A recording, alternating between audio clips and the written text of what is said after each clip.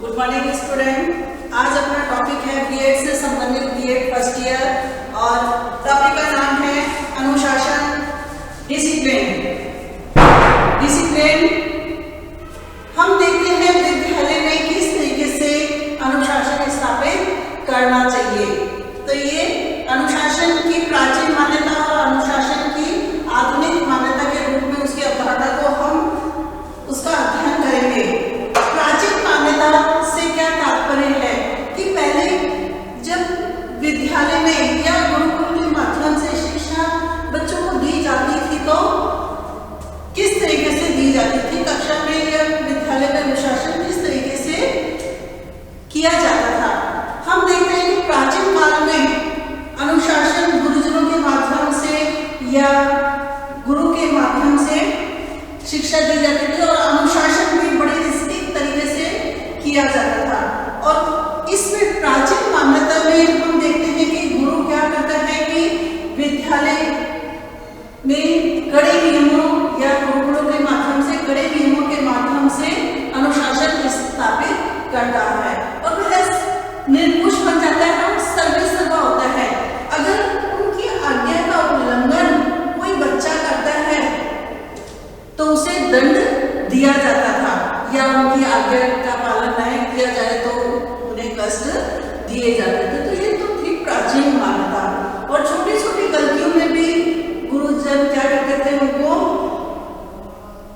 किसी न किसी रूप में दंड दिया करते थे। इसी रूप में हम देखते हैं नेक्स्ट आधुनिक मान्यता। आज आधुनिक विचारधारा अनुशासन की परंपरागत जो धारणा है उसके विरुद्ध हो गई है। मतलब पहले जो स्थान था आज हमें किसी प्रकार से दिखाई नहीं देता। और आधुनिक धारणा अनुशासन की मनोवैज्ञानिक धारणा है। इसमें भय, आतंक या डंडे का कोई स्थान नहीं होता। अब शक्ति और भय के स्थान पर सकारात्मक साधनों के उपयोग पर बल दिया जाता है, जैसे प्रेम, स्वतंत्रता, सहयोग के माध्यम से अनुशासन स्थापित किया जाता है। और शिक्षक के हाथ से तो हम देखते हैं डंडा बिल्कुल ही गायब हो गया कि जिसके माध्यम से अगर बच्चा गलती करता है तो उसको डंडे का प्रयोग करना पड़ेगा। तो आज हम आधुनिक मान्यता में डंडे का प्रयोग नहीं किया जाता और सकारात्मक साधनों का प्रयोग किया जाता है, जैसे प्रेम, प्यार, स्वतंत्रता, सहानुभूति का प्रयोग किया जाता है और विद्यालय में अनुशासन स्थापित किया जाता है। नेक्स्ट आता है स्टूडेंट अनुशासन का अर्थ। डिसिप्लिन शब्द की उत्पत्ति लैटिन भाषा के डिसिप्लिना से मानी जाती है। किससे मानी जाती है? डिसिप्लिन शब्द की उत्पत्ति लैटिन शब्द डिसिप्लिना से मानी जाती है, जिसका अर्थ क्या है? व्यवस्था, नियम, शिक्षा और अभ्यास।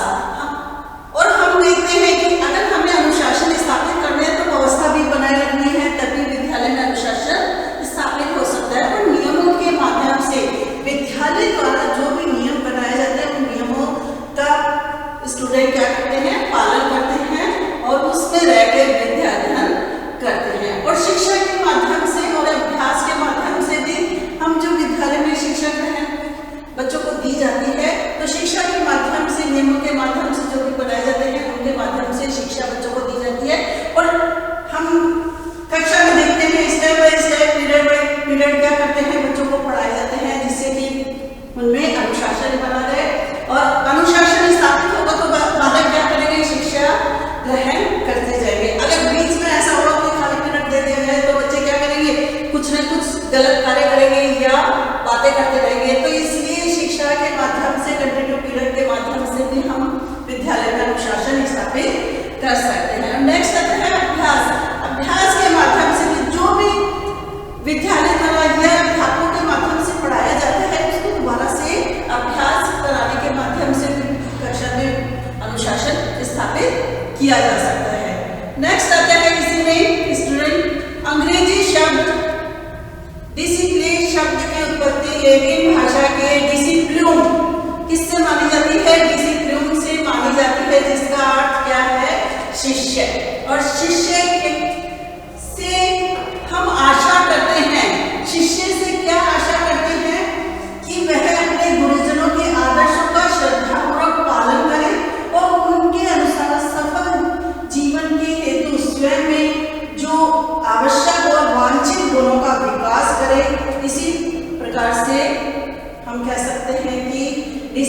का अर्थ है आचरण में नियमितता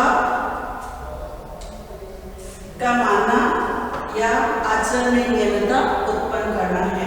और इसमें बहुत से वो शब्द ले सकते हैं हम, जैसे नियंत्रण के माध्यम से भी अनुशासन स्थापित किया जा सकता है, नियमों के माध्यम से भी अनुशासन स्थापित किया जा सकता है, संयम के माध्यम से भी और विनम्रता के माध्यम से अनुशासन स्थापित किया जा सकता है।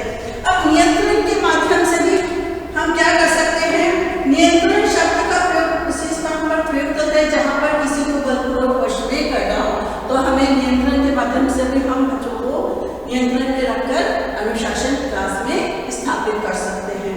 इसी रूप में नियम के माध्यम से भी हम क्या कर सकते हैं? अनुशासन स्थापित कर सकते हैं। विद्यालय में प्राणायाम के माध्यम से जो नियम बनाए जाते हैं उन नियमों को छात्रों पर या अध्यापकों के माध्यम से भी नियमों को लागू किया जाता है। किसी भी रूप में सुबह अगर वह आते हैं तो असेंबली में क्या कराया जाता है? प्रेयर करवाई जाती है, तो ये क्या हो गए और या टेस्ट लिए जाते हैं, उसके अकॉर्डिंग भी हम क्या कर सकते हैं? ये नियम ही है, सरकार के माध्यम से जो नियम बनाए जाते हैं उन नियमों का पालन बच्चों को करना पड़ता है। नेक्स्ट आता है संयम। अध्यापक अपने आप में संयम रख के बालकों को शिक्षा देते हैं और उन्हें क्या होना चाहिए? स्वयं पर संयम रखना चाहिए और शिक्षा देनी चाहिए कि बच्चे अनुशासन में रहे। इसी रूप में विनम्रता, विनम्र जहां बालक विनम्रता एवं श्रद्धा के साथ अपने से बड़ों के आदर्शों का पालन करते हैं, वहां विनम्र शब्द का प्रयोग करना हम उचित कह सकते हैं। और अनुशासन डिसिप्लिन के लिए अनुशासन शब्द का प्रयोग अधिक प्रचलित है। और शिक्षा का उद्देश्य क्या है? स्टूडेंट बालक में सफल नागरिकता एवं सामाजिकता के गुणों का विकास करना है। इसी प्रकार से नेक्स्ट आता है स्टूडेंट परिभाषा। प्लेटो के अनुसार और बागले के शब्दों में प्लेटो के अनुसार इन्होंने बताया है कि बालक को दंड की अपेक्षा खेल द्वारा नियंत्रित और अनुशासित करना कहीं अच्छा है। अगर हम बालक को दंड देंगे तो वह अनुशासन में नहीं रह सकते। खेल के माध्यम से हम उसको क्या कर सकते हैं? अनुशासन स्थापित कर सकते हैं और उनको नियंत्रण में भी रख सकते हैं। बागले के शब्दों में उनका कहना है स्टूडेंट कि बालक नासमझ होता है। बालक क्या होता है? नासमझ होता है। उसे इतनी लंबी रस्सी मत दो कि उसे गले में डालकर आत्महत्या कर ले। बालक क्या होता है? नासमझ होता है। हम उसे इतनी लंबी रस्सी नहीं दे सकते कि वह गले में डालकर क्या कर सकता है? आत्महत्या कर ले। मतलब उसे इतनी स्वतंत्रता न दी जाए कि वह स्वतंत्रता का के रूप में किसी भी रूप में वह गलत कार्य कर ले। नेक्स्ट आता है एक और है रैंक के अनुसार। जिस प्रकार से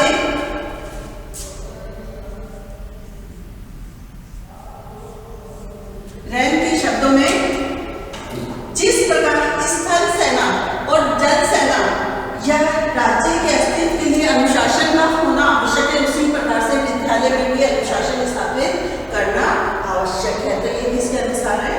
रैंक के अनुसार उनका कथन है।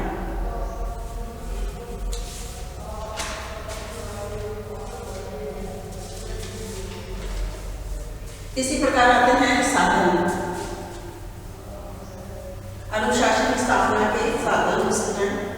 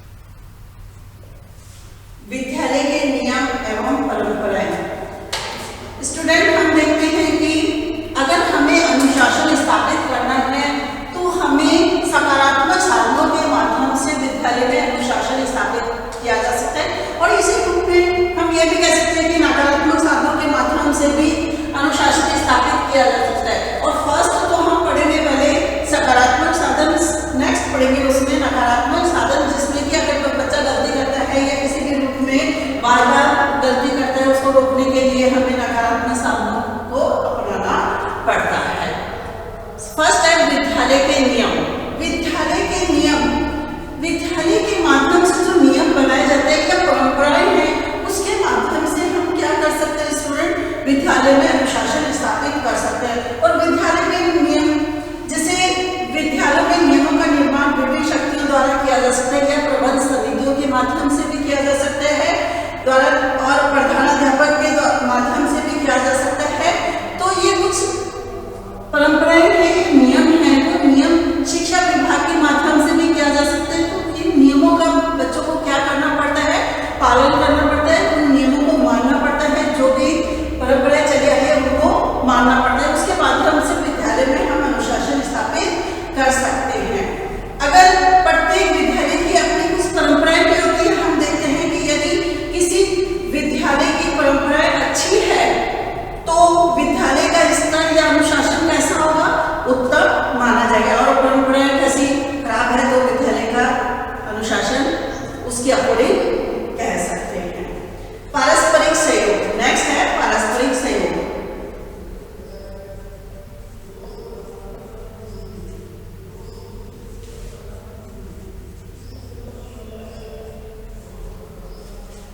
हम देखते हैं अगर विद्यालय में अनुशासन स्थापित करना है स्टूडेंट, तो पारस्परिक सहयोग का होना आवश्यक है। जैसे प्रधानाध्यापक के साथ अध्यापक का और अध्यापक का परिवार के सदस्यों के साथ भी सहयोग होना आवश्यक है, और बच्चों का सहयोग भी होना उसमें आवश्यक है। इन सहयोग के माध्यम से ही क्या किया जा सकता है, विद्यालय में अनुशासन स्थापित किया जा सकता है।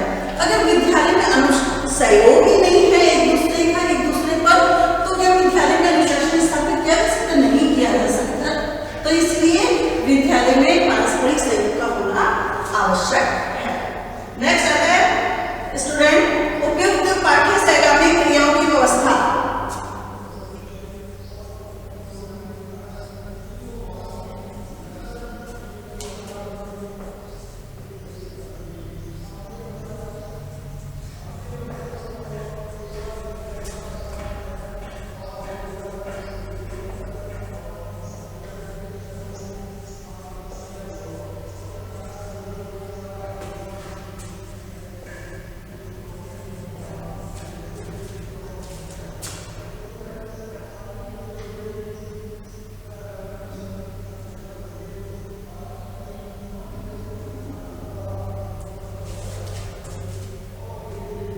उपयुक्त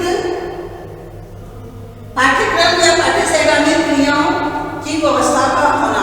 हम देखते हैं कि जब भी विद्यालय में हमें अनुशासन स्थापित करना है तो हम क्या कर सकते हैं, विभिन्न प्रकार के पाठ्यक्रम सहगामी क्रियाओं का आयोजन कर सकते हैं।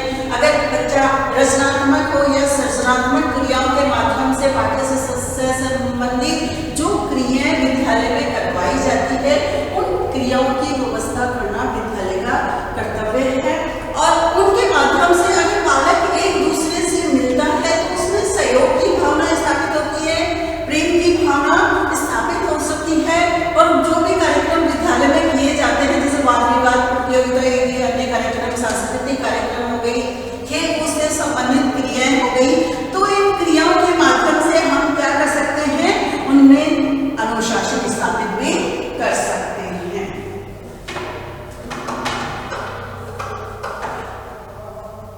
और वह अपनी योग्यता के अनुसार स्टूडेंट उस पाठ्यक्रम सहगामी या पाठ्य सहगामी क्रियाओं में भाग ले सकते हैं। नेक्स्ट है बाहरी प्रभावों पर नियंत्रण।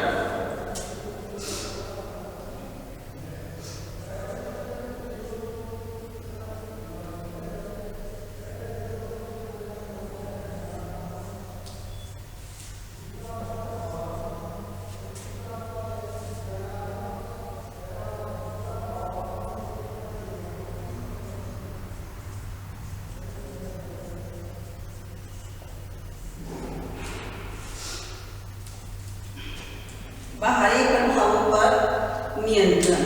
बाहरी प्रभाव किस रूप में हम कह सकते हैं स्टूडेंट? बाहरी प्रभाव वह होते हैं जब किसी देश में चुनाव का माहौल हो। चुनाव का माहौल में हम क्या देखते हैं, जो बाहरी व्यक्ति है या बाहर के जो लड़के हैं वह विद्यालय में आ जाते हैं और अन्य बालकों को क्या करते हैं, वहां ले जाते हैं। तो हमें क्या करना चाहिए कि जो बाहर के व्यक्ति है उस पर नियंत्रण स्थापित करना, या किसी भी रूप में बाहर के बालक विद्यालय में आ जाते हैं, अन्य बालकों को ले जाते हैं, तो उन्हें हमें क्या करना चाहिए, रोकना चाहिए। और यह विद्यालय और प्रधानाध्यापक का, विद्यालय में प्रधानाध्यापक और अध्यापक का कर्तव्य है कि वो इस प्रकार की व्यवस्था को बनाए रखे और बाहर से जो व्यक्ति है उनको रोककर और विद्यालय में अनुशासन स्थापित कर सकता है। नेक्स्ट है नैतिक शिक्षा की व्यवस्था।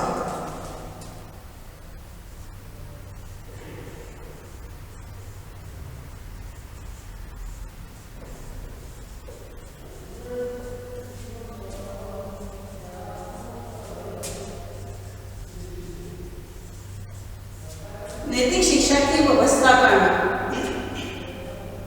इसके द्वारा बालकों में उच्च आदर्शों के प्रति निष्ठा और उनके अनुसार कार्य करने की भावना का विकास किया जा सकता है। हमें नैतिक शिक्षा बच्चों को देनी चाहिए, जिसके माध्यम से वह क्या कर सकते हैं, विद्यालय में अनुशासन भी स्थापित किया जा सकता है। नेक्स्ट है विद्यालय वातावरण और शैक्षिक सुविधाएं।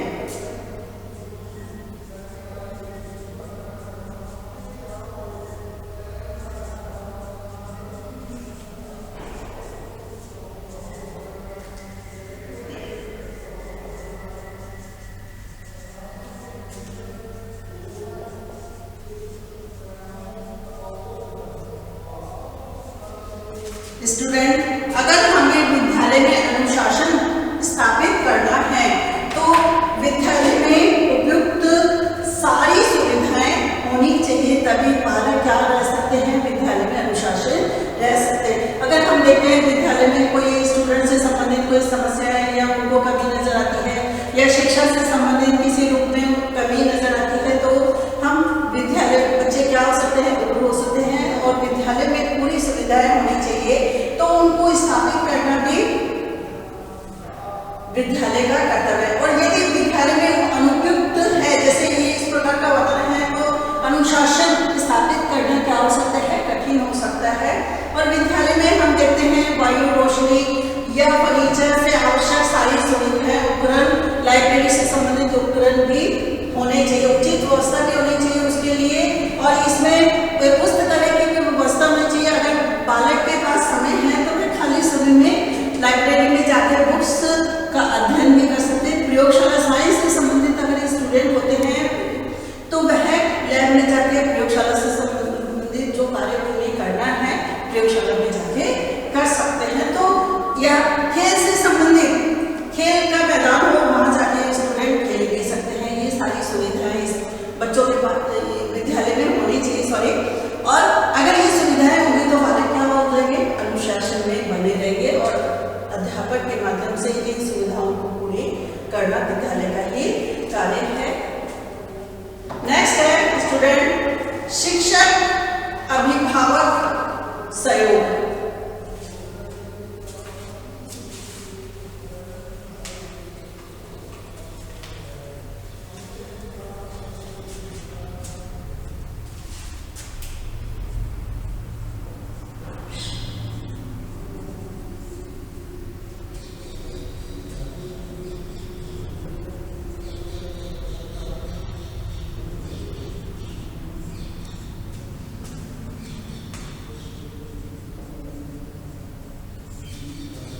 हम देखते हैं जब भी विद्यालय में अनुशासन स्थापित करना है तो हमें शिक्षक के साथ अभिभावक का सहयोग भी आवश्यक हो जाता है। कि अगर शिक्षक अभिभावक के माध्यम से किस रूप में सहयोग ले सकते हैं, अभिभावक बच्चों के पेरेंट्स है तो वो पेरेंट्स क्या कर सकते हैं, बच्चों की जो गलतियां हैं स्टूडेंट वो शिक्षक को बता सकते हैं। विद्यालय में आके बच्चों की जो गलतियां हैं या कोई कमियां हैं बच्चों की, तो वो विद्यालय में आके शिक्षक को बता सकते हैं। इस तरीके से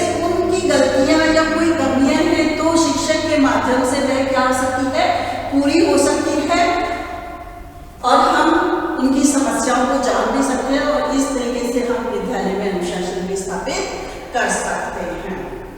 क्योंकि अधिकतर बच्चे कहाँ रहते हैं, घर पर भी रहते हैं और विद्यालय में भी रहते हैं, इसलिए उनका पेरेंट्स का सहयोग आवश्यक है। नेक्स्ट है उत्तरदायित्व निभाना या स्वशासन।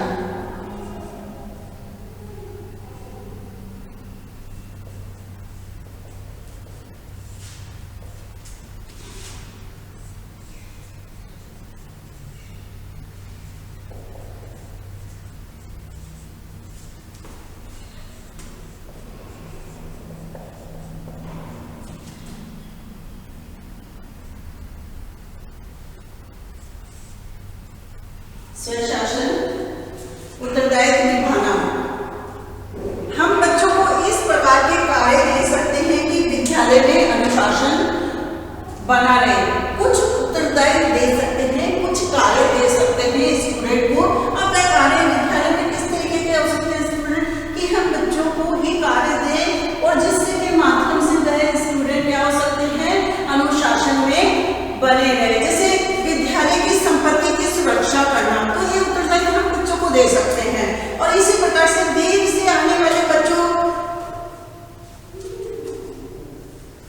देर से जो बच्चा आता है उस पर भी हम बच्चों को लगा सकते हैं, या साफ सफाई श्रमदान से संबंधित या कोई कार्यक्रम हम विद्यालय में कर रहे हैं तो उसको ग्रुप के माध्यम से हम बच्चों पर एक एक स्टूडेंट लगा सकते हैं कि वे अपना उत्तरदायित्व निभा सके अच्छी तरीके से, जो उसे कार्य सौंपे गए हैं कार्यक्रम से संबंधित। नेक्स्ट है प्रधानाध्यापक का आचरण।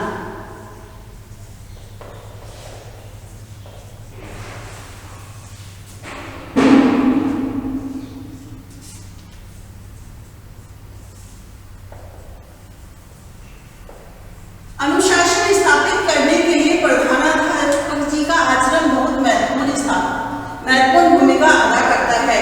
अब प्रधानाध्यापक के स्कूल के अनुसार या उनका व्यवहार किस तरीके से स्टिक है, तो स्टिक के माध्यम से वह क्या कर सकते हैं, बच्चों में अनुशासन स्थापित कर सकते हैं। कई बार ऐसा होता है कि अगर तेज स्वभाव के हैं तो वो तेज स्वभाव के अनुसार कई बार बच्चों के साथ सॉफ्ट भी हो सकते हैं और उनकी गलतियों को क्या कर सकते हैं, थोड़ा माफ भी कर देते हैं, थोड़ा डांट भी देते हैं। प्यार के माध्यम से भी, स्टिक के माध्यम से भी उन विद्यालय में हम प्रधानाध्यापक के माध्यम से अनुशासन स्थापित कर सकते हैं। नेक्स्ट आता है पुरस्कार।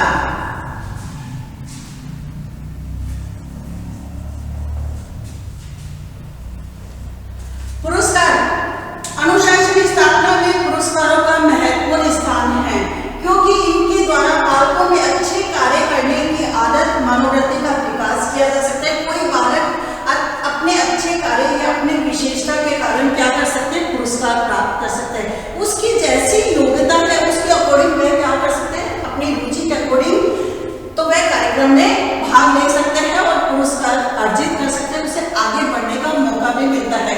इसी रूप में अगर एक बच्चे को पुरस्कार दिया जाता है तो दूसरा बच्चा भी क्या करता है, उसे आगे बढ़ने की प्रेरणा मिलती है और वह आगे भी बढ़ता है, पुरस्कार भी अर्जित कर लेता है। नेक्स्ट आता है स्टूडेंट, ये तो थे सारे आपको मैंने बताया सकारात्मक साधन। अब आता है नकारात्मक साधन।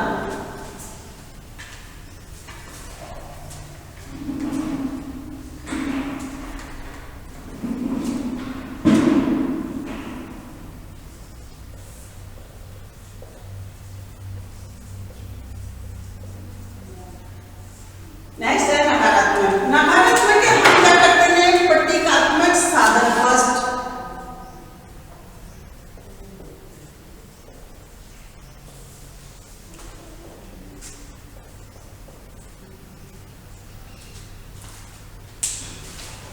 यह सिद्धांत ईंट का जवाब पत्थर से है। प्रतीकात्मक साधन के रूप में हम कह सकते हैं ये क्या है, सिद्धांत ईंट का जवाब पत्थर है। अगर कोई बच्चा गलती करता है तो वो क्या कर सकता है, अध्यापक अपराधी को दंड ज्यादा भी दे सकता है, अपना कोई बदला लेने की भावना से कर सकता है। नेक्स्ट आता है सुधारात्मक सिद्धांत।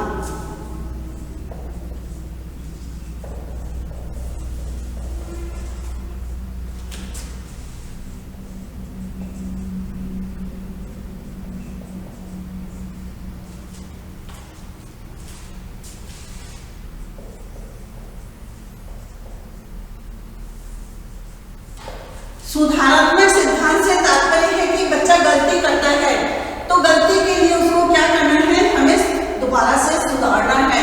तो वो एक बार गलती करने के बाद दोबारा वह गलती नहीं करे, इसलिए भी उसको थोड़ा दंड दिया जाता है। नेक्स्ट आता है, या सुधार के बाद में वह दुख भी प्रकट कर सकता है किसी भी रूप में। नेक्स्ट है उदाहरणात्मक।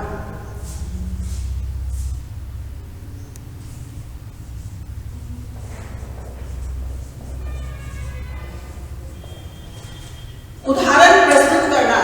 इसमें अपराधी को इसलिए दंड दिया जा रहा है कि दूसरे अपराधियों के लिए उदाहरण का कार्य करे और उसे ऐसी गलती करने से रोके। अगर नियमों के अनुसार अगर अध्यापक के माध्यम से ये कहा जा सकता है कि अध्यापक कोई आदेश देते हैं तो वह नियमों की उल्लंघना करता है। अगर वह नियमों की उल्लंघना करेगा तो अध्यापक क्या करेगा, उसे दंड दे सकता है। तो वह मान लेते हैं कि उसने दंड किया कि इस तरीके से कोई दूसरा व्यक्ति भी क्या कर सकता है, वह गलती नहीं करेगा। अगर नियमों का उल्लंघन करेगा तो वह दोबारा से वह गलती नहीं करेगा और नियमों के अनुसार ही कार्य करेगा, आदेश का पालन करेगा। नेक्स्ट है अवरोधात्मक।